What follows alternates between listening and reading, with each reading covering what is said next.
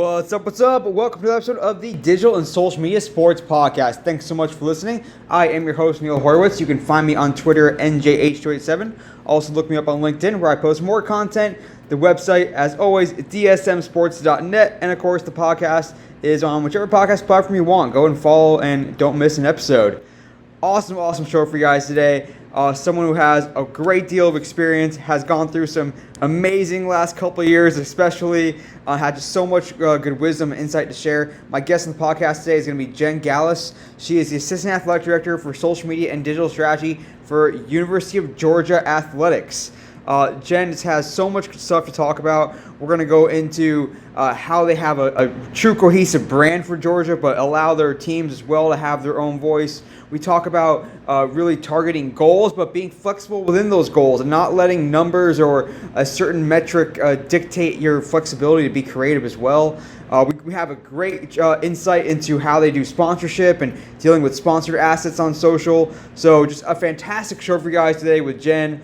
So here she is. Listen up to Jen Galas of University of Georgia Bulldogs. I am back with today's guest, and I am so excited. We've already been having a great conversation offline. We could have been recording this whole time, but we're going to have a great chat today. My guest on the podcast is Jen Galas. She is Assistant Athletic Director for Social Media and Digital Strategy at the University of Georgia Athletics Department.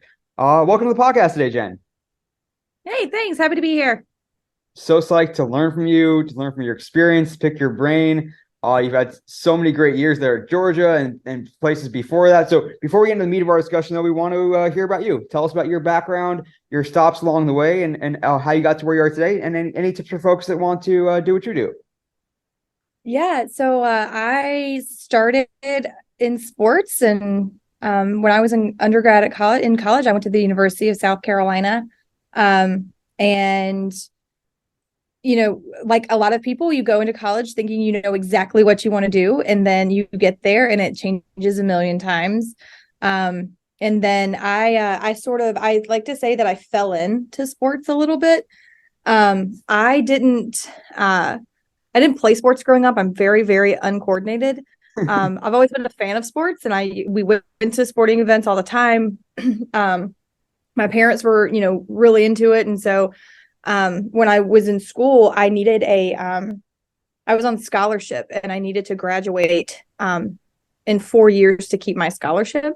Mm-hmm. And so I needed to find a way to get some additional hours, and they were allowing me to take some hours in the summer. And so rather than taking classes, I did an internship that counted for, I think it counted for 6 hours at the time. And but I just signed a lease in an apartment in Columbia. And so I needed to stay there. And so I was looking on campus, I was looking around town, and a job in the media relations office at South Carolina came up, and I called, interviewed, and worked there for the summer, and then continued to work there for the next 2 years while I was in school. And then when I graduated, I kind of, this is something I enjoyed. I worked in sports comm or media relations for the first 10 years of my career. Worked at the college, got a job at the College of Charleston, worked there for about 8 months. It was a post-grad internship. And then about 8 months into it or so, I was offered a full-time position at Elon University in North Carolina. And so I left my internship, went over, moved up to North Carolina, and worked there for a couple years. That's where I met my husband. He also works in sports, and so he actually got a job offer working with at the time I guess at the time it was ISP. Okay. And we moved. And he was like, I got this job in Athens. Do you want to go? Actually, I don't even think he asked me. I think he said, he was like, hey, I got this job in Athens. Like, we're going to move. And so I moved down to Athens. I didn't have a job. Wasn't sure that I wanted to work in sports. Got a job working in apartment, like a property management and marketing for an apartment complex, kind of to pay the bills. During that time, the first person I met was Claude Felton. When I moved down here, he's our kind of the legend in sports information. And I I like emailed him cold and was like, hey, like, what do you need? And he goes like, do you know how to stat volleyball? And I was like, I do, yeah. And he was like, great. Can you start Friday? Wow. And so I was a statistician for volleyball for a year, and I worked with men's basketball. I filled in for some football games for their like kind of their stat side of things. Um, and then kind of halfway through basketball season, he was like, hey, we're gonna have this graduate assistantship job open. Are you interested in it? And at the time I was like, yes. I didn't love working for an apartment complex. I had too much time on my hands. Yeah. Um, and so I took that, and it's sort of been that ever since. I worked for 4 years in sports communications, and I worked uh 3 years or so in external operations. I've kind of been my position's sort of been moved around as it's changed throughout the last for the years. And Yeah. now I work more on kind of the stratcom side, the um external communication side of things. So is there a path to doing what you do and being able to put your anchors down at a school like Georgia and grow there? Like I think talking to folks in the college athletics, and you went through a little bit of it in your earlier years where it becomes such an itinerant position, and if you want to move up, you go from here to here, and a lot of folks that do get in those senior roles will stay there for life or for decades, and maybe that's evolving as well. But like I guess first off, like what would you say to folks that are trying to look to work in college athletics, and then also like is the goal for most people that are aspiring to work in college athletics still like I want to be SID or AD or associate of external? Man, I don't, that's a really good question. I don't know if I've ever been asked that question. Um, I think I think there's a path to do it. I think that what I usually tell people who want to work in college athletics is that I think for a long time, especially when people are young, they tend to chase a brand. Mm-hmm. And I think they tend to chase a logo. And there's nothing inherently wrong with that. It's just, but I also think like some of the best skills I learned came from working at a smaller school, came and working from a place that didn't have, you know, the numbers or this, the resources. And I think that that's a really important thing. So I always say that if you want to work in college athletics, like look for the job that you want. And then if you do really well, you can get the opportunities that maybe the logo you want or the dream school or the dream job or kind of whatever that might be later. I think specifically with what I do, um, it's it was a really good I'm 38, and so I think that I came up at a time where things were changing. Oh yeah. I was, and I think that probably helps to get into a leadership position. Is that like it's a relatively new field Mm-hmm. that I've been also concurrently been doing for a long time. Oh, And so when those positions come available, I mean, those creative positions or, social leadership positions, creative leadership positions, you're seeing a lot more of them now than you ever have before. And I think that those roles are being filled by, I think it creates a lot of opportunities for people who have been in college athletics for a long time, who may not want to be like the number one AD. They just, right. I think that's where those positions, specifically in that side of things, I think you're just seeing a lot more of them, which is opening a lot of doors for people to get into administrative positions. Totally. And frankly, from my view too, like college athletics has kind of been ahead of the curve when it comes to some areas, like when it comes to creative production and social media, that I think you've seen more and more cross pollination outwards as well, where you might see someone from a Clemson, from a Georgia, from a South Carolina go and work for a pro team or for an agency, because the best content in sports is oftentimes coming from college athletics, and that's a theme that we touch on this podcast quite a bit. But Yeah, I think that plays into. I mean, I think it plays into. I mean, we're working with, 18 to 24-year-olds every day. Like we are, and that doesn't change. like it's just like a new group of 18 to Right. 24 year olds. Yeah, it's the Matthew And so I McConaughey think line or because of, whatever. I get older, they say the yeah, same. like I think, yeah, like I mean, so that age group really stays the same. And so I think in order to stay, um, to stay relevant, to stay current, um, being surrounded by young adults helps for us to be able to sometimes be maybe a little bit ahead of the curve on some things. Yeah, it keeps you young, and you and I are both in the same club where the jobs that we ultimately got out of college to really jumpstart our career really didn't exist, or especially now, like it didn't exist when we were in high school. Like there was no No. like so. How did you see social come about for Georgia, and how did you raise your hand and say I want to do that? Were you just like, oh, give it to the young person, like the old stereotype of the interns running Twitter? Like, how did it come about for you, and how did you kind of fall into it? Um, I I was an SID for a long time, and I enjoyed it. I was good at it. I could have done it for as long as I wanted to do it. But I had sort of made a sort of a deal with myself, that said, I don't want to. The moment that I don't want to do this anymore, or I get bored, or if it becomes too mundane, is the moment that I sort of need to step away from it, because I'm taking up an opportunity for somebody else who really loves it. Yeah. And I didn't really want to do that. I didn't want that. And so at my heart, I was a PR major. At my heart, I'm a communicator. That's who I am. And at the time, it was a confluence of events of me saying, I don't know that this is the path that I want to take forever. Mhm. Being in sports comm, and then also the person who was sort of handling our departmental account, she was leaving, and so the timing kind of worked out, and so I sort of took on that role for like doing both for a little while. And at the end of that semester, I kind of was like, guys, I can't do both well.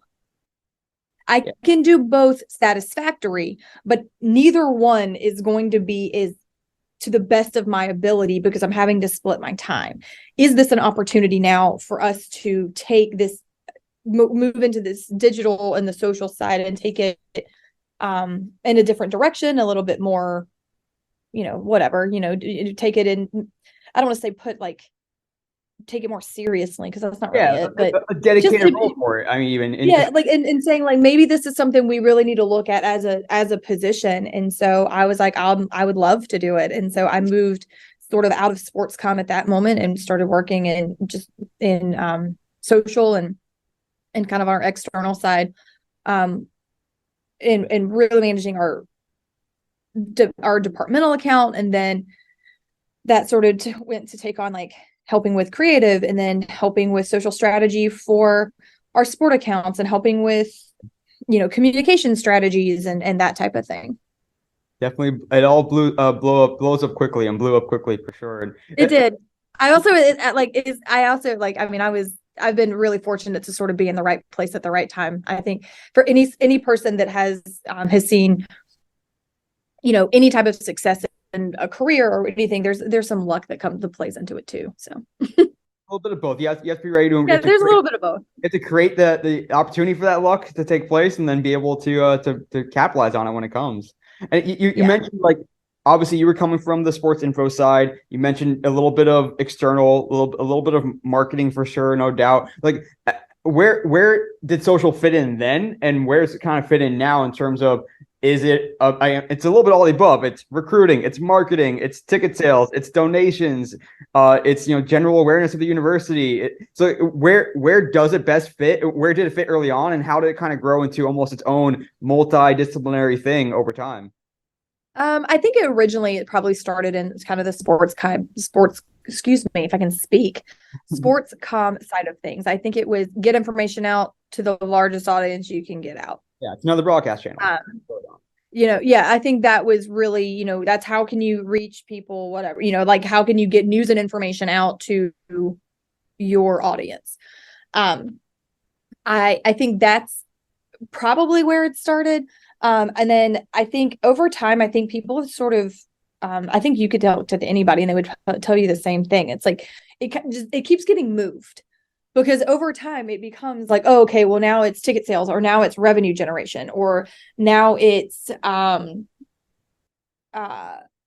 it goes in a lot of different directions. And I think ultimately, I think strategic, I mean, I work sort of under strategic communications is probably how it's best described. I work really closely with our strategic communication side of things too, because I think, and then that I think sort of puts it under a maybe a bigger umbrella to be able to work with in development, or revenue generation, or ticket sales, whatever it might be. Yeah, I mean, it truly can wear all those hats, and you sitting in that seat, kind of playing conductor in some ways, trying to do that. So, like, when you think about what the objectives are and what the goals are, we just went over a lot of different things that it can do. It's hard to do everything all at once, and it's hard to really, also do that in an optimal fashion when you want to make sure that you're maintaining the brand of Georgia and everything it stands for and its history and all that. So, like, do you think of it, and this is something that comes up quite a bit, and I want to touch on it, of, hey, the biggest numbers show me that I'm having success, or I want to make sure that we're giving every student athlete the best experience here. I want to make sure that we're giving every team a good shake, or I want to make sure that every team is has the best to their ability of being able to post on their own platforms. Like, how do you think about the goals? And at the end of the day, when you're looking back on a given academic season, what do you look at for KPIs and measures of success? I think it's different for different teams, and I think it's different for different sides of what you're doing. I mean, obviously, anytime you're doing revenue generation, you want to make money. And so how much money has been made via whatever channel you might be pushing it out on, whether it be ticket sales or whether it be merchandise or whatever that might be. But from a strictly social side, I think it's at the heart of it is, I mean, you sort of summed it up in we want to make sure that we give our student athletes the best experience that we can. And we want to make sure our fans get the best experience that they can get. And so a lot of the stuff we do is driven to promote our student athletes and our coaching staff, and also making sure that we provide kind of a top-notch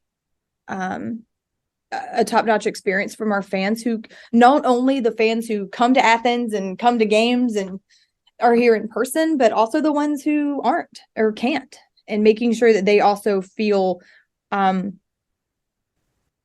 making sure they know that they are also important to us, because they very much are. And so I think, in different teams, it's, I think depending on the team, depending on the coach, those KPIs can be really, really different. I think they can be different from day to day.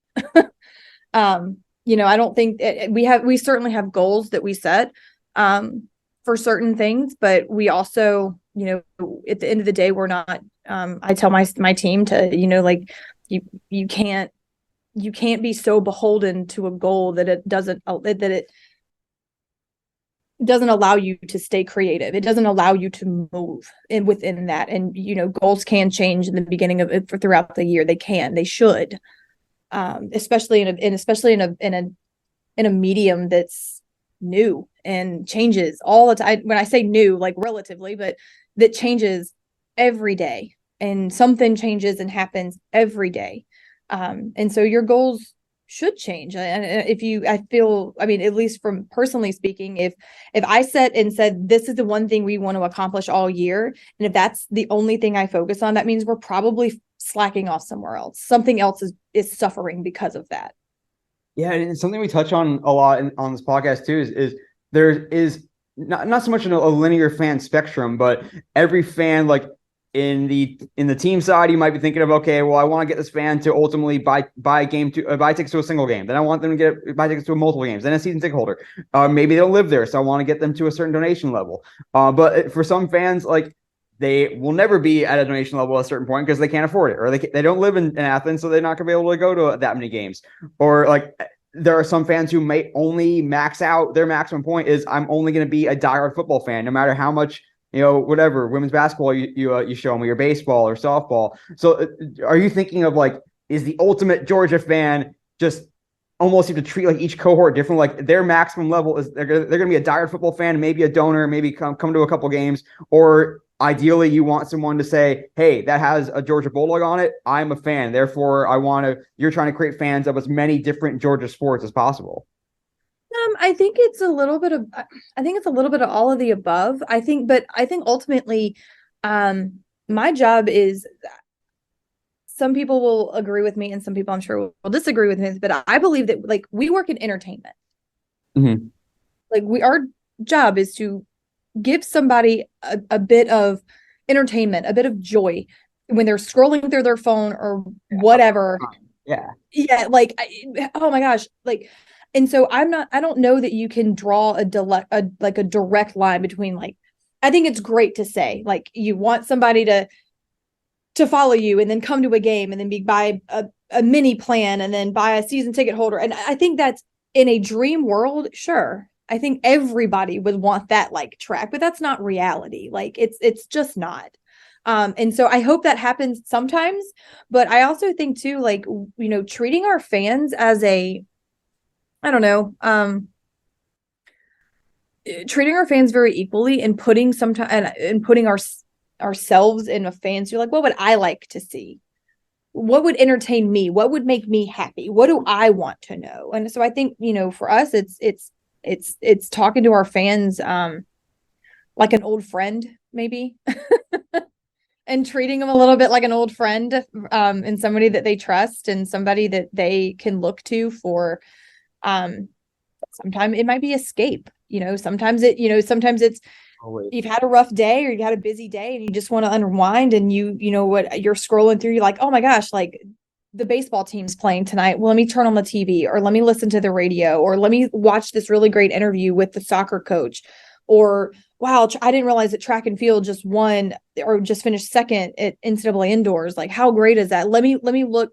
And maybe they go down a sports rabbit hole for 20 minutes that just, kind of rounds out their day. And so I think, ultimately it's I like to think that I'm just talking to friends, maybe, and not necessarily to this giant like mass audience. I mean, I love that. Like, to be able to have the fan at the center. A lot of people pay lip service to that. Like, oh yeah, we want to reach our fans. But then when it comes to like just trying to game the platforms for numbers, it's like, well, I don't really care who viewed my video. If a million people viewed it, then great, then I'm winning. And like it's not that black and white, I guess. Where and especially in the college space where it's so passion based, it's so much tied oftentimes to identity, whether it's where your family's based or where you went to undergrad. So I think every college kind of went through this probably in the 2010s where they're like, okay, so we have this university identity, we have this athletics identity, then we also have these teams who are kind of doing their own thing here and there, and the graphics may look very different, the color scheme may look different, the branding and tone and voice may look different. So what was that moment like for Georgia, if it did come at sort of an epiphany, like, hey, we need to just kind of do something to have some uniform sense with some flexibility for each team? Like, how do you guys treat that where we want a universal identity, but we also want each team to be able to do their own thing? I think we take a lot of pride in letting teams have kind of their own identity and lean into their voice, because like you're talking to fans, and the fans of Georgia gymnastics is a very different fan base oftentimes than a fan of Georgia baseball. And that's fine. Like, like that's great. They should be. A fan of women's basketball is probably not the same fan as Georgia track and field. Yeah. And so we do our best to say, when we especially when we go into like creative meetings at the beginning of the year, which is I like to say that it's a big puzzle. And the big puzzle is the identity of Georgia athletics. And each one of our sports is a piece of that puzzle. So we have 21 sports. So there's 21 pieces to this puzzle that makes up everything. In an ideal situation, all of those fit perfectly together. And so when you look at it as a whole, you're like, oh shit, like, yeah, that's Georgia. Like, there are things that we're very particular about color. We're very particular about logo and how to use them. If you look at a lot of the stuff we do, you'll know we call it the flag, but especially on like social graphics, I mean, it's the square with the G in it, and that's pretty much on every single thing that we do. And in making sure that we don't go nuts on having every team has 27 fonts that they use. Making sure that when we go into a process, it's okay. What is the reasoning? Number one, what's the reasoning? And number two, like, how can we make this as Georgia as it can be? And I think that especially in the last couple of years, I think we've really, I mean, really, when I say a couple of years, really in the last probably 16, 18 months, I think we've done I'm selfishly saying this, but I think we've done a really nice job of giving people some identities, but also saying like, we know how far to push it, and then we know how to bring it back. And I think we've done I hope we've done, I think we have, but I'm kind of in the middle of it. So I hope we've done a really nice job of being like, oh, like, what, and people ask them like, oh, what are they going to do next? What's this next thing? And I think that's something that we've tried to, at least in the last several months, in last, like I said, 18, 24 months, I think we've done we've really, really paid attention to doing that, because I think for a while it was very like one size fits all, which I think works. I think it can work, but I also, I think there's a couple different approaches you can take to it. And we've just sort of said like, wait a second, let's give them some, let's let them have some fun with it. And let's play around with some things. Yeah, no, I commend you for being able to balance all that, because it is a great balance to be able to have. And let's go down the rabbit hole really, really quickly a little bit more, because I think whatever it was, maybe a couple of years ago when Auburn made headlines when their university logo and their athletics logo became kind of one and the same, and that was like a big thing. Especially with Georgia the last couple of years having such national exposure, and it's almost a cliche, but it's so true that athletics is the front porch of the university. A lot of people will only touch Georgia through its athletics accounts. So how much do you work with the university side? How important is it to have that I guess that consistency of identity, of message, or is it different, or like lines drawn by design almost? I work incredibly closely with our Marcom group on campus. I was in a meeting with them yesterday. I talked to sort of my counterpart over there. I talked to her, if not every day, damn well close to it, just to make sure that like what we're doing aligns with what they're doing, and maybe not even align, but like, hey, just giving people a heads up of saying like, what can I help you with? What, I understand that my account has a lot of followers, or if there's something that you want to get pushed out into maybe a different segment of a population, not just your followers, like how can I help that? And I think it's very, I think the reverse is true. They reach out and they work with us really, really closely about, it is not as athletics and university over here. I mean, it's not like that. I've met with them. Like I said, I've seen my counterpart. I've talked to her since Friday, Wednesday or Thursday. I think I've talked to her every single day about something. We work really closely because I think the relationships work better. I think everything becomes more cohesive when you collaborate. They get a lot of eyeballs from our account, and we wouldn't be here without them.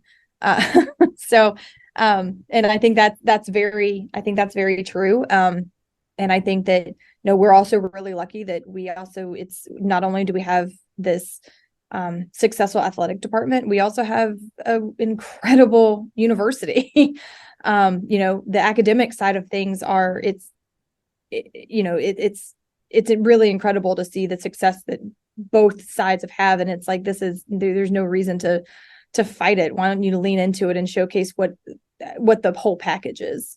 Totally. It truly is the rising tide lifts all boats, or whatever cliche you want to throw in there. To take me through a little bit too of where football fits into athletics. I mean, like a lot of times it's almost like, oh yeah, we do all this for all our sports, and then there's football, which is almost like their own island because it's so heavily staffed and resourced. Or sometimes men's, women's basketball will also kind of have a similar setup. So even from a logistics and infrastructure perspective, where does your team fit in, and how does football kind of both do stuff along with the department, also kind of like do their own thing a little bit? I mean, we work so football, men's basketball, women's basketball, and gymnastics all have a kind of an in-house creative that works with those staffs. But that being said, like we work super closely with everybody. I mean, I think I've said this, and I'm sure everyone says it, that they have, the best team in the world and blah, blah, blah. I'm sure everybody says it. But it would be hard pressed to find another one that works as closely with each other. I mean, I walk into the football offices is, if you take a kind of like through my office and like down the hallway, they're not super far away from me, and I go over there all the time and ask questions, or, hey, what are you guys doing? How can we help? Or they can come up and be like, hey, do you mind helping with this? Like we need some help with this other side of things. And same thing with, basketball or women's basketball, gymnastics. We're on a group chat. We talk all the time. We meet weekly as a creative department to make sure that one, no one singular person has all the answers. And so it's nice to be able to bounce ideas off of people. Our creative staff has come from a ton of different places. We have folks who have worked in pro. We have people who, went to Georgia. We have people who didn't. We have people who've worked at smaller schools or other, larger schools. And so I think that we work really well together. And I think that, I football is a beast. I think anybody would tell you that. But I also think too that, we really do put a focus on making sure that, that we're always we always know what they're up to and always willing to lend a hand. And conversely, that I know that if I needed something done you could pick any sport at all. I know that I could walk over to football and say, hey, can you help us out? And they'd be like, yeah, no problem. Awesome. Yeah. Like I said, I know everybody's going to tell you that they have the best team in the world and everybody, like, it's kumbaya and all that. But, it really is, it's something really, it's really something special.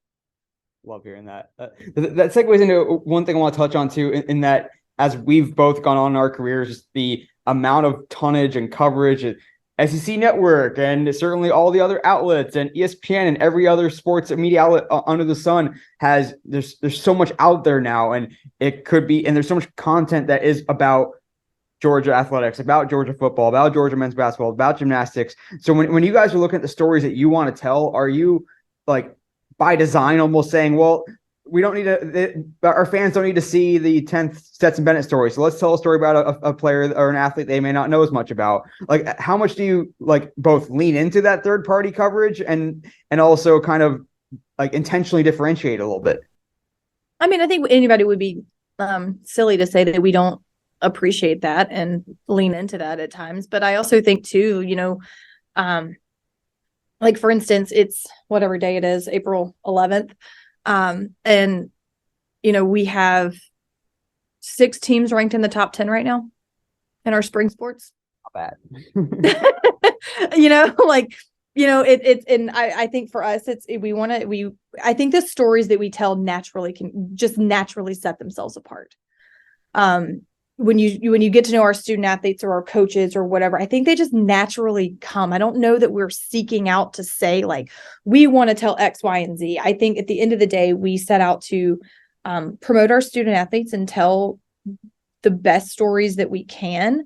I think we promote them the best way that we know how, and to the best of our ability. And then, if sometimes that coincides with the big, the big feature that everybody, the feel good story that everybody knows. But sometimes it's not that. And sometimes it allows you, and sometimes a lot of times there's really big stories, a feature on Stetson, or a feature on Brock, or a feature on, pick a student athlete that we have. I think that also lends itself to getting people to care about, giving us an opportunity to tell other stories as well. So I think it just sort of shines a light on one that then shines a light on the other side too.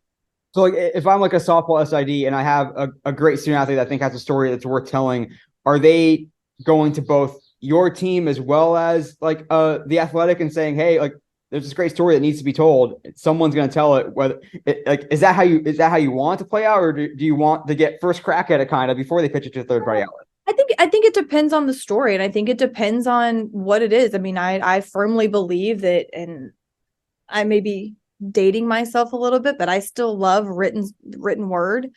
I love written stories, and I think that some stories are better written by a professional writer. But I think some stories are told, I think some stories are better video. Or some stories I think are better coming from an account, or coming from your best friend kind of thing, or and I think that's part of it. But I think it just really depends on the story and the content of it and what we can do. Ideally, we would be able to, ideally the, ESPN or the Athletic or whoever, any local paper or TV station, ideally they pick that up and they put it to a really wide margin. But I also love the idea that if they don't, it doesn't, it still gets told. It just may be told a slightly different way. Oh, and it's so meaningful for student athletes too. Like it's something that they have, their families have, and a coach can show it to recruits as well. Like, look at this great content we're going to tell about your son or daughter if they come here. Like, there's more to it than that as well. Yeah. A couple minutes left here with Jen Galas, Assistant Athletic Director of Social Media and Digital Strategy for University of Georgia Athletics. I could seriously keep you all day. There's so much more to talk about, Jen. But I'd be remiss if I didn't go into a little bit of the national championships for football the last couple of years. Unreal, even just to say it out loud, that back-to-back national championships in this day and age.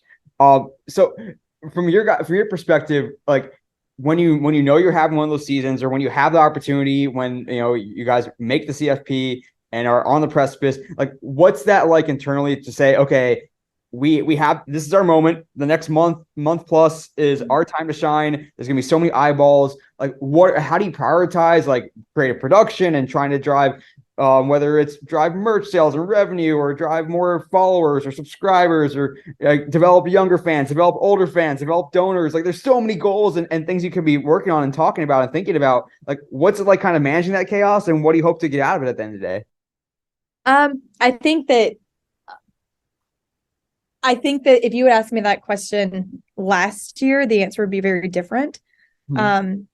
And I say that because, like I said, it's still crazy. It's still crazy to say back-to-back national championships. It really is.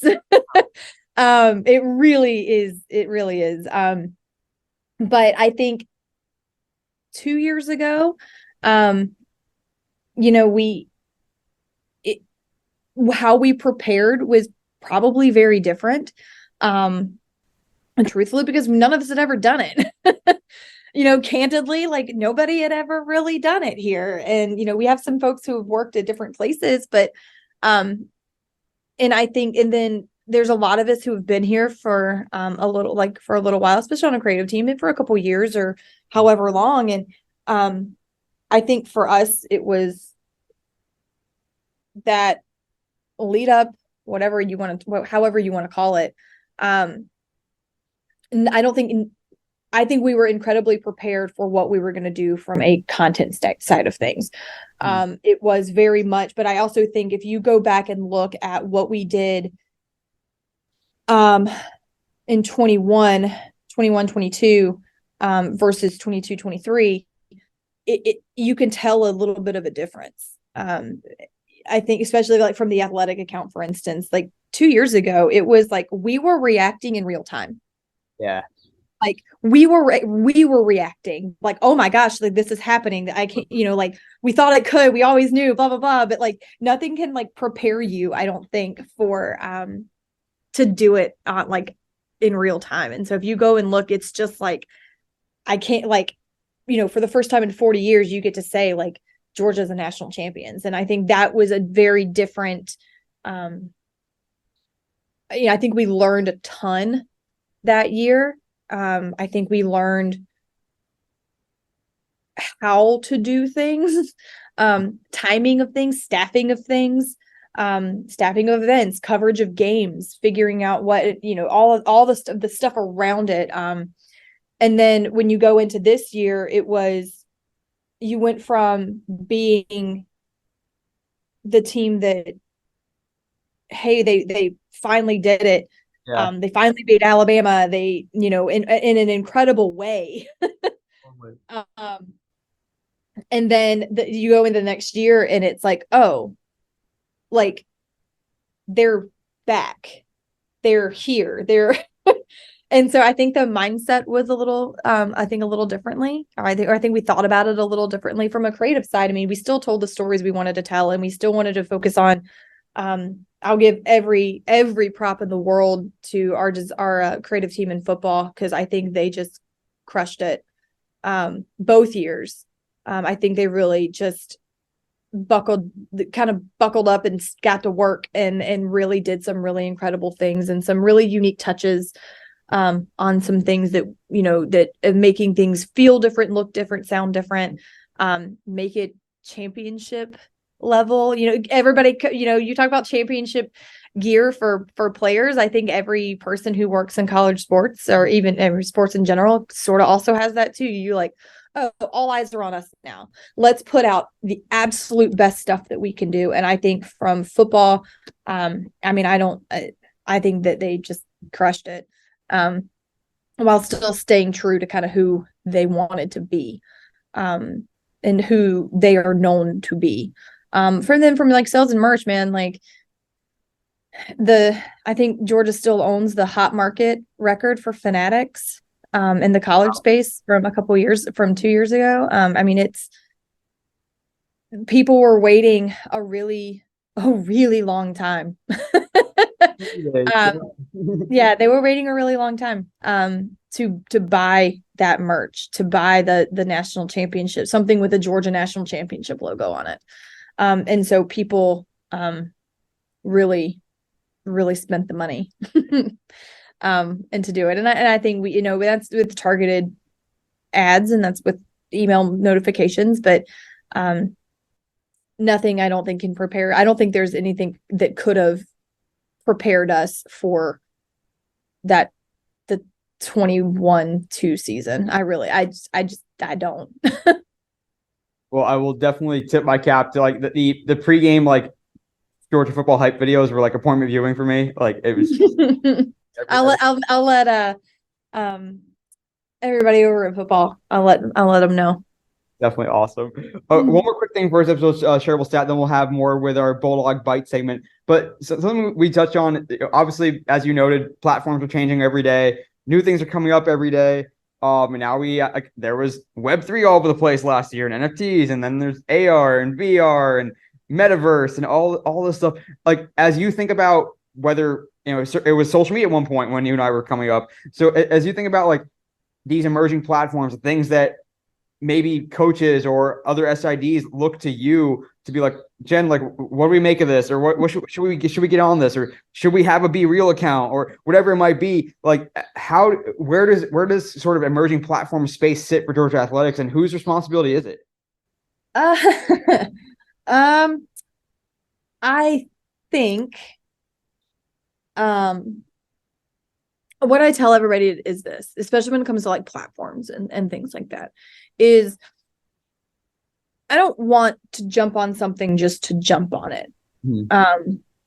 I make sure that there's a plan, that it's sustainable, that it's something that's not going to be like, oh my God, we're super into it today, and then in like a week everybody forgets about it, and then we just have these like dead accounts somewhere. I don't love that. I think that if you're going to do something, you can't half-ass it and you have to go all in. And if you aren't prepared to do that, then then sometimes it's okay to hold off. Yeah. I don't know that everybody needs to be on everything. Especially from like an athletic department. Like if you're on a Be Real, like that seems incredibly hard to do. To be able to then showcase all of our sports and promote all of our sports effectively, and not just like me sitting in my office with like the view of the trees behind me. Like what I do is not particularly interesting to fans. Like they're like, oh, she's just at her computer again. Got it. And so, but I think for us, it's, I think we're always open to explore new things. I think we're always open to exploring new avenues from either a revenue side of things. Sponsorship is a huge thing. I still work a ton in sales and sponsorship. I think that those are the ones that we can, I think we always have to be open to it, but I also think my guidance to everyone is like, okay, let's talk about it. Like, you want to do it here. Why do you want to do it? Do you want to do it because it's trendy, or do you have this really good plan? And if you have this really good plan, do you have the ability to carry this plan out? Because if you don't, then maybe we don't do it. Maybe it's okay not to do it. Or maybe it's okay to hold, to see where things are going to go. No, I think that's the exact right way to put it and to think about it. Don't do something just to do it. Don't chase shiny objects if you don't know why you're chasing it. Yeah. Like, I mean, I love shiny objects, don't get me wrong, but I don't know that I think people sometimes rush to do it, and then you're like sitting back like, oh God, now what? And I'm like, ooh, that seems scary to me. Well, Jen, we're going to have some fun with you coming up in our Bulldog Bite segment. First episode shareable stat coming right now. So awesome chatting with Jen. Again, Jen Galas, Assistant Athletic Director for Social Media and Digital Strategy for the University of Georgia Athletics. So much good stuff from her. We're going to have some more fun with her in the Bulldog Bite segment. She gives a lot more good insight there as well. More great stories about the national championship, about working with students. So stick around for more with Jen. But first episode, shareable stat. This episode shareable stat comes from a recent press release or study, whatever you want to call it, from Twitter. Twitter is trying to make sure people remember that it is the sports platform.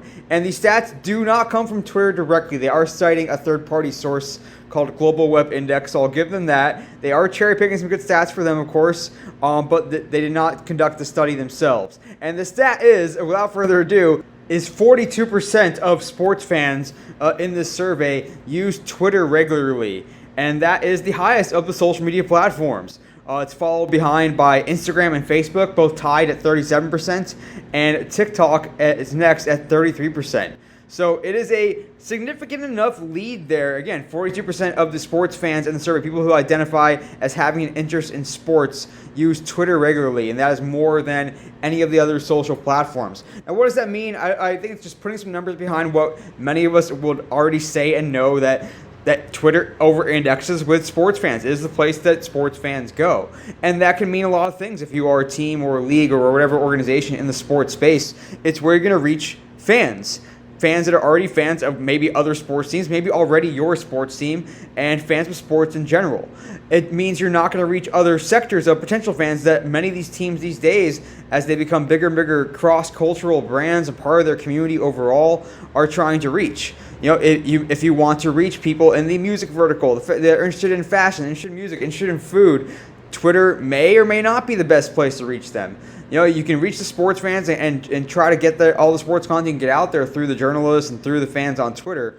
But if you're trying to reach a certain fan base or go broader beyond the sports fan base, it matters. You can grow your sports fan base on Twitter, certainly. You can grow the non-sports fan base perhaps on Twitter or off of Twitter and make them fans of your brand, your team, and maybe turn them into sports fans, and then you can be their team. So there's a lot to think about there. Again, there's neither a right nor wrong answer of being like where should you place your efforts. Of course, I don't think anyone's going to stop placing efforts into Twitter as long as a lot of sports fans, a lot of their most avid fans, their most invested fans, their most evangelistic fans are already there on Twitter. So that's a sort of shareable stat. Think about it, talk about it, always interesting stuff. And that is that 42% of sports fans, so fans with users with an interest in sports, according to this survey, use Twitter regularly, and that is the highest, followed by Instagram and Facebook at 37%, TikTok at 33%, but Twitter up top at 42%. All right, that's a shareable stat. More importantly, stick around because you're going to hear some more great stuff from Jen Galas of Georgia Athletics. Right back from this episode's Shareable Stat, and I am joined once again by Jen Galas. She is the Assistant Athletic Director for Social Media and Digital Strategy for University of Georgia Athletics. Jen, had such a great interview with you. Are you now ready for some Bulldog Bites? Sure. All right, first one for you. We were talking about a little bit offline. There's such a demand now for revenue generation from social media. We talk about this in the pro sports space, certainly in the college space as well, where it's a little bit different with the MMRs, and we can go. We don't need to go in the weeds of that too much, but just tell me about where revenue generation sits for your role and at Georgia in general. I'm pretty active in it. That's a big part of what I do. A lot of a couple of years ago, we sort of made this, we put a focus on using social as a revenue stream. And so it's evolved at times. I'm really, there's an asset sheet that goes out to a partner. I'm on it before it's sent to the company, to make sure that whatever ideas on that sheet is something we can actually accomplish. Mm-hmm. I think that's a big, I think that's a huge part of what we've been able to do is really drill down into what works for us and making sure that content that we do is, it's not just a billboard for a company, but it's something our fans want to see.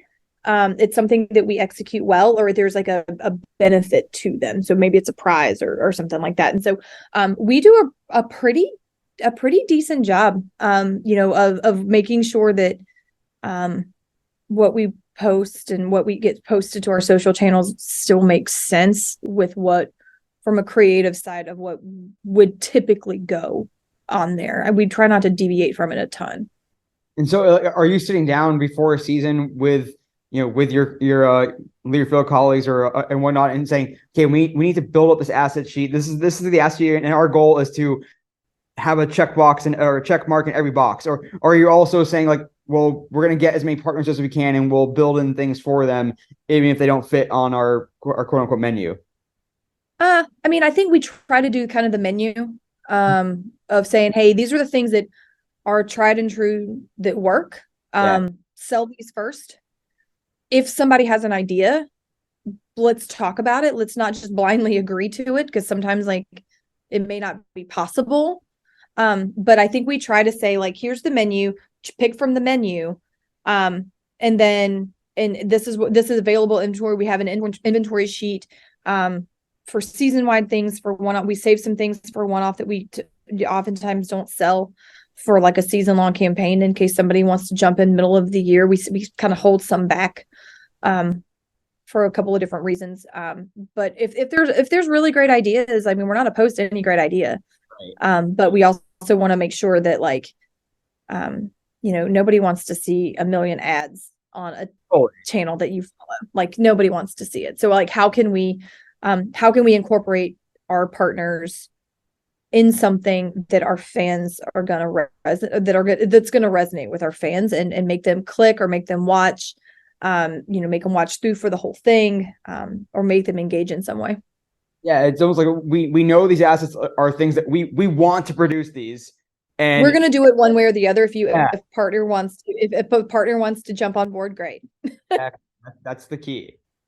Yeah. Next question for you, Jen. Tell me, we talked a little about how you teach a little bit just with students at University of Georgia, and you're going to be doing so again in the future. It sounds like. I hope so. But fingers crossed. Tell me the most important thing you try to convey to your students about social, digital, and sports.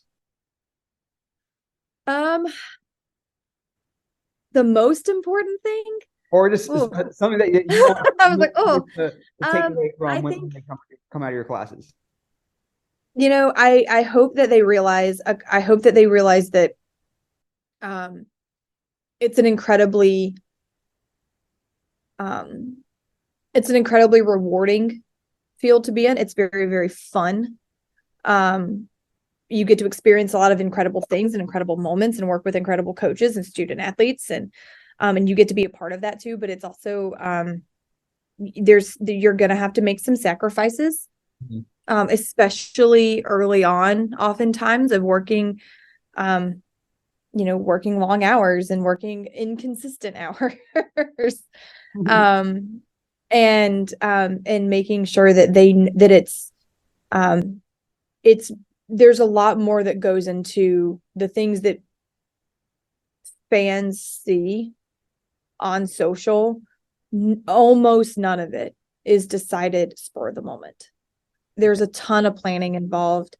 There's a ton of revisions or drafts, or let's talk about it. Let's make sure that hits the right messaging that we want.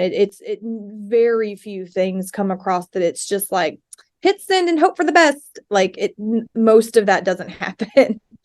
And I always tell them too that like it's okay to really want to work in sports, and it's okay to work in sports and fall in love with it, but it's okay to fall out of love with it too. And I think that's a really important thing that people are. I think there's a lot of people who are dealing with that now, that sometimes it can be a lot. And then sometimes it's okay to say, you know what? I did it. I loved it. I was really good at it. I enjoyed it, but it's time for me to move on to something that brings me whatever happiness or whatever it might be. I think that's okay. I don't think people say that enough, that it's okay to fall out of love with what you do. No, it's really well stated and something that it really resonates with, I think, a lot of our listeners and myself included. Next question for you, Jen. Number 3. Tell me, going back to your time at Elon, and I'm gonna say you can't say meeting your husband because that would so besides meeting your husband, your favorite or your most vivid memory from your time at Elon. Oh, I have two. Take it away. The favorite is Elon won the 2013 Southern Conference Championship in softball. It was the first time a women's sport at Elon had won a conference championship. I was the SID for the softball team that year, and that was really, really cool.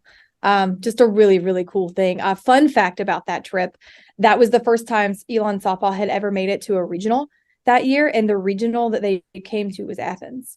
Oh wow. Yeah. Who Fast forward like 6 months that I lived here.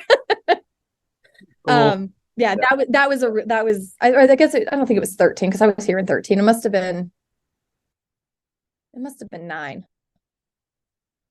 13 was Georgia softball. It must have been 2009. That was a really cool. And also the other one is I was with women's basketball one time, and I stepped off. It was the coldest I'd ever been in my entire life. It was like we were in Boone, North Carolina, and we stepped off a bus, and I was like, what is this place? It's freezing. And it was like -8 degrees with like a whole bunch of snow on the ground and super windy. And I was like, this is awful. And that's just a very vivid memory of me being like, I hate this. It's so cold. But no, I think winning the that first title with softball was a really, really like a super fun thing to be a part of. I still have the ring. It's over there, sitting on I have like a bookshelf over there. It's still sitting over there. That's fantastic. Next one for you, Jen. We talked a little about the national championships. Just take me through, I guess, like what that week looks like leading up to the game. You don't have to go in like too much detail of all the meetings and such, but like where are you? What are you doing on game day? And then what's the day or hours afterwards look like? It's a lot of we try to do so national championship week and bowl week are super different. So like playoff game week, there's probably a lot more of things to cover. Yeah. From like team outings and things like that to the national championship game is a little bit different, where it's a little bit more just like strictly game focused. But leading up to both, it's really like I don't think we try to deviate away from what we typically would do. You still approach it like a normal game, but like for like if you're going to a race car track to drive around or whatever team outing it might be, depending on where you're at. But making sure there's coverage for that. And then for in game, it's being prepared for literally anything that could happen. So like you could, like you could go into a game being like, we're gonna win, and then you don't. Or you go into a game and you're like, there's zero chance we're gonna win. And like you have to be able to and like really read what the reaction and really kind of put yourself in that moment of being able to be able to like go from, hey, if somebody scores or you score, and really navigating like the highs and lows of that. I think you have to be really I think you have to pay attention to that a lot to figure out what it is. And then like I said, in 22, that was just like pure jubilation. I think it was just this like no amount of, like I said earlier, I don't know that any amount of planning. I mean, we knew what we were going to do and we had a really solid plan going into it and we executed it really well. But I think there was also a period of time where all of us were just what? Like, what? And you wanted to celebrate as like you also wanted to celebrate, but you're like, oh God, I still have work to do. And then it's just like, it was so much fun seeing the reaction videos of fans who are in different places or in Athens, taking over the streets of downtown, like, Kirby in 22, when he was on the podium, he goes, he mentioned it looked like it was a widespread panic concert because when they did the widespread concert here all forever ago, there's that really iconic photo of downtown Athens, just like a sea of people. And it was just a really neat thing. And then you go into like championship parades and seeing just the pure emotion and how much people care. And I think that was such a fun thing to see from our side, like our seat. We care a lot. And it's also to see how much it just meant to people, to be a part of that and to kind of be taken along for that ride. So great. I mean, one thing that always comes up is telling people that work in sports, like reminding them, hey, make sure to stop and smell the roses sometimes, because you're so busy preparing the next post. You I gotta say be it, like, I say it all the time, and it will never not be true. And it's I tell people who work here, especially people who are maybe a little younger or fresher in their careers, a little younger, but saying like, like just take a second. Like we're living it, like in 50 years, people are going to be like, man, those were the glory days. And it is a really cool thing to sit back and experience those things alive. And I tell all of my staff, like, don't take it for granted, celebrate, go out, like it's okay, like get your job done, but like you also deserve to enjoy this and enjoy this ride too. next question for you, Jen. Tell me, this is going to be a tough one, but I'm going to ask you anyway. Tell me your favorite piece of content that Georgia's put out on its digital social platforms in your time there. Oh my God. So I have like two really great answers for this. One happened today. We just, I don't know when this is going to like air. But we announced a new UGA today, and his name is Boom. And we got to we did this really incredible graphic like today, and it's a dog, and it has this like it says welcome Boom and this like big like almost like comic book side. And I got to put that out today, and it was so much fun because it's super different than what we typically do, but like the response was always like, right, but his name is Boom. Like, like we had to do that. That was really good. And then we did a couple of things. We did a couple of things that were, it was a couple of years ago with men's golf that I thought was really fun. Where another account, posted, another men's golf team posted, a thing that said like, they had like 3 golfers at this tournament, like pro golfers in this tournament. And we said, they said something along the lines of like, we have so many people here, like, like whatever team, really showing out, blah, blah, blah, like really like bragging on this. And they're like, name another team that has as many people. And I was like, okay, easy. Because they had like 3 and we had like 9. And I was like, and then like another school had like 7. And so I like quote tweeted it from the like athletic account, not just the golf account, but like the athletic account. And I was like 9 greater than 3. And it's like all it said. and then like it got picked up on like the golf channel and like all this stuff. Yeah, it was a little out of character. And I love that it had something to do with like, everybody would probably think someone would be like, oh, this like really great football content. I'm like, it was this one very specific men's golf thing that I thought was just great. Some swag for Georgia men's Yeah, golf. it was just like so funny and like just so like, and it was like I said it and I wasn't trying. I was like, oh, like I just did it. And then like a friend of mine texted me and she goes, I can like hear you saying that. Like I can hear like you definitely did this because it sounds like you. And I was like, oh yeah. That's perfect. That was fun.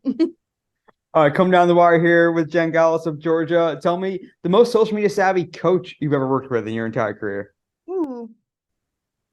Who is really good on it or good at understanding its power? I guess however you want to interpret it. Either way. Okay. I think probably Kadani McAlpine in soccer. I think he gets it. I think he understands the power it has. I think he's good at it. He doesn't I think he views it in a really unique way. And I think he's a delight to work with. So is he's active on his own accounts? Not really. He gets it and he understands. He always says he probably should be more active on it. Manny Diaz he's super active on it, and he's a fun one too. Nice. We'll have to check those out. Manny Diaz, our tennis coach, not the football guy. Right. Yeah, different, entirely different guy. On a similar line, tell me the student athlete whose social media you would point to as an example for others to learn from. Who's kind of like, check this student athletes out because I don't want to call anybody out.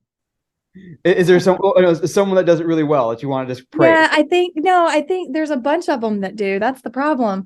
We have a bunch of student athletes who I think do a really, really nice job. Right, we won't make you name then. So just tell me what are those elements that make for a good student athlete NIL or social media presence rather? I think the ones who are very genuine. I think the ones that sometimes you can tell it's them. They have a personality on it. They do their best to really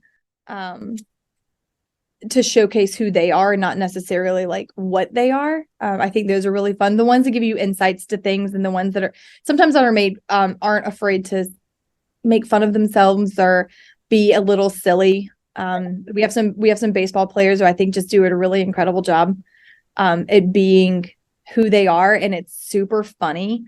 And the bigness of the team or whatever kind of goes away, and you can see them being like 20-year-old kids, and I think that's really fun. Nice. I like that answer. I don't like to call anybody out because there's so many that do a good job, but I think they're really the ones that do who are willing to play and willing to have some fun with it, and I think those are always fun. Yeah, who aren't just trying to like patronize or serve the platform. Like they're just being themselves, and that's how you're supposed to treat them. Yeah, they're just being themselves. Like we have a football player who would go out. He went out to equestrian one time, and he was like asking for like tips on like how to like brush the horses, and it was just such a fun, like very like wholesome, very like it was just really fun. Like it was just a really neat thing to see. All right, Jen, we've come to our food question. Tell me if I go out, I'm gonna be out there nearby in Athens later this year. So tell me the best meal to get in Athens and where to get it.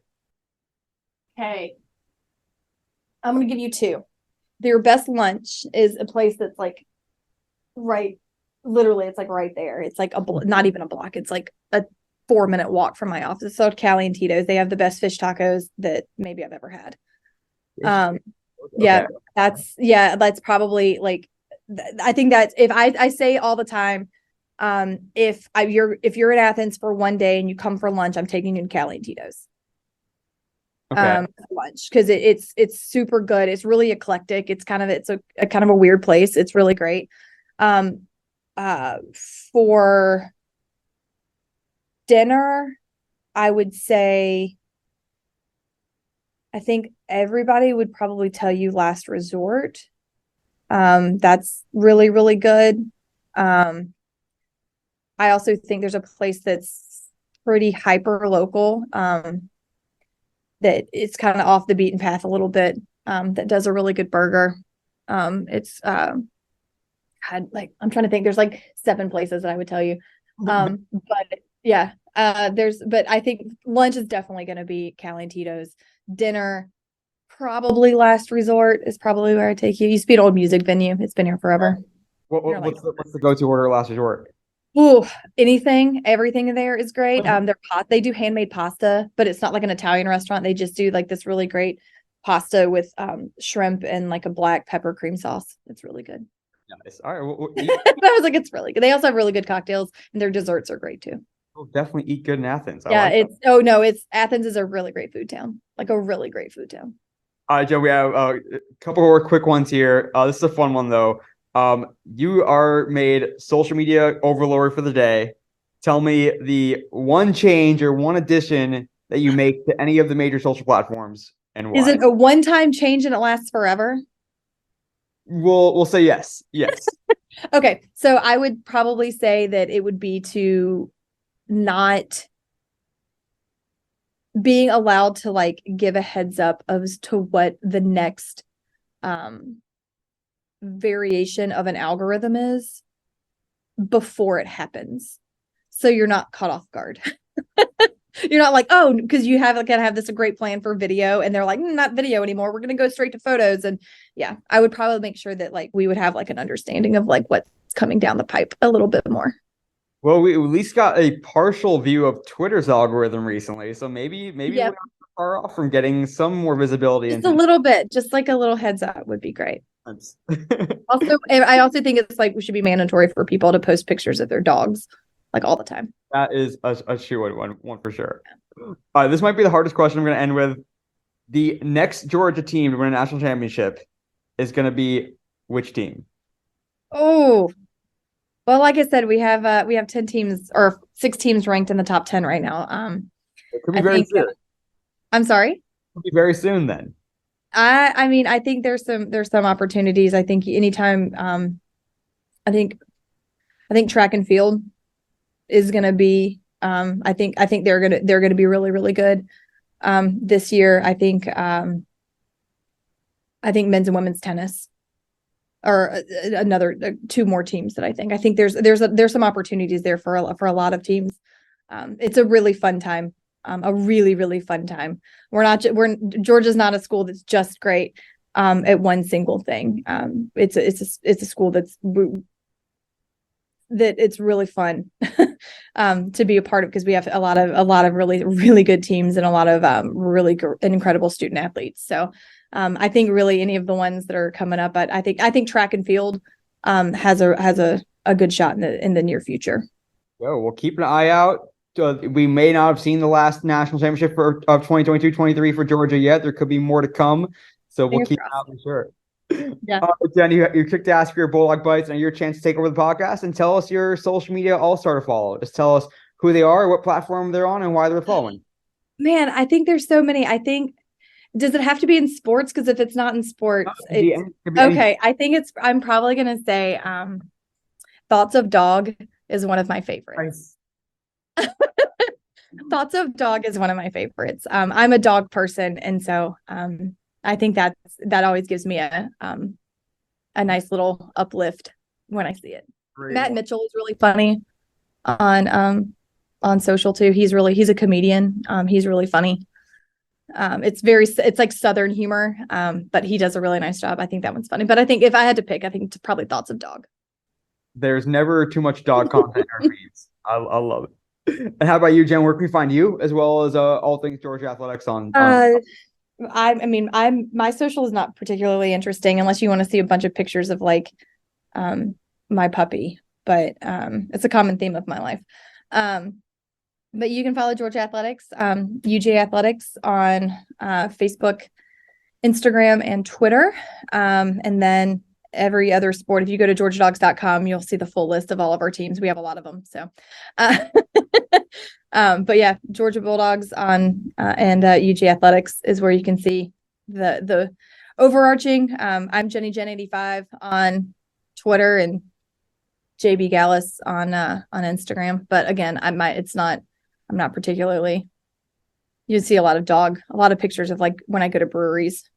That's yeah. Dog content all the way. And if you go on Georgia Athletics accounts and scroll back to April 11th, you can see some great stuff of the new UGA and lots of new stuff to come. He'll be officially collared on Saturday at G Day. But Jen, cannot thank you enough for coming on the podcast today and sharing some of your knowledge and experience. Just such good stuff, and we really appreciate it, and look forward to seeing more good stuff from Georgia Athletics in the future. Thanks so much. I appreciate it. Just so great talking to Jen and learning from her, hearing about her experiences, her insights. She is just a wealth of knowledge, and really appreciate her spending some time with us today. But that'll do it for this episode of the Digital and Social Media Sports Podcast. Thanks again for listening. I am your host, Neil Horowitz. Hit me up on LinkedIn, where I post more content, on Twitter at NJH287. Also the website, dsmsports.net. And of course, check out the podcast, follow along, find more episodes. Tons of episodes on your preferred podcast platform. Until next time, this is Neil Horowitz signing off for the Digital and Social Media Sports Podcast.